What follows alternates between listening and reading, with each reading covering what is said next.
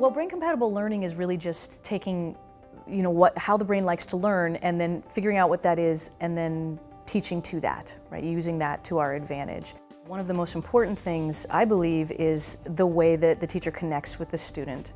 Students who don't feel personally connected to their teachers don't work hard for them or don't feel cared about, so they don't feel the need to work hard for them or to feel the discomfort of working hard.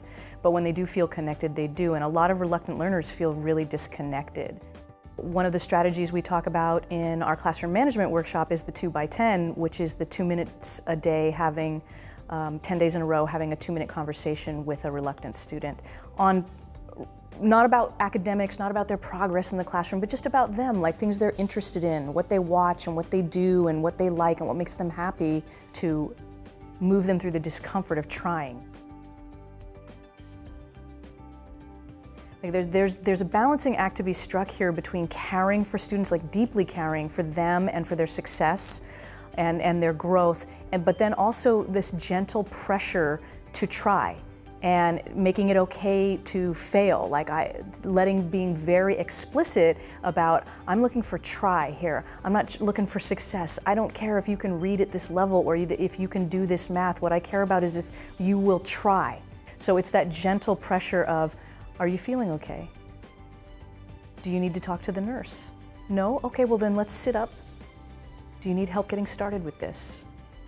Do you know what the assignment is? How can I help you? Let's do the first one together, right? Pressing, but in a caring way. And that's why the relationship has to be in place first also, because they have to know that you genuinely care about them. One of the things that the brain likes is movement, and there's lots of different ways to do that. And one of the ways to help, though, with memory and holding on to new information and things that we teach the kids is by having them massage the information in different and creative ways. For example, having the students create a song, taking a song they know the tune to and changing the lyrics to represent some piece of content that you taught them. In the attempt in doing that, they have to really struggle with the content. They have to understand it, they have to fit it into the song.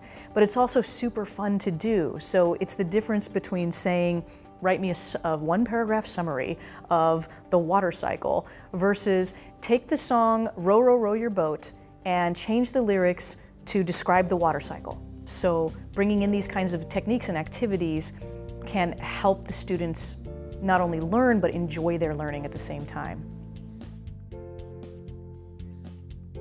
My perfect school would be a school in which every teacher in the school loves kids, has a growth mindset, and sees themselves there for the kids. The school itself would be set up for that. So at the elementary level, every teacher would have an aide. Every class would be 20 or less students. Classes would be on block schedule.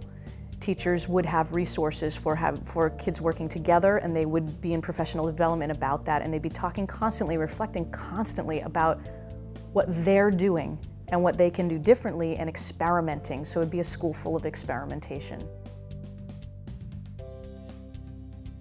If I was just going to pick out 3 things, I would say we would want to see kids moving more. Every 15 minutes, kids moving in some way. We would want to see kids talking more and teachers talking less. Kids interacting more with the content with each other.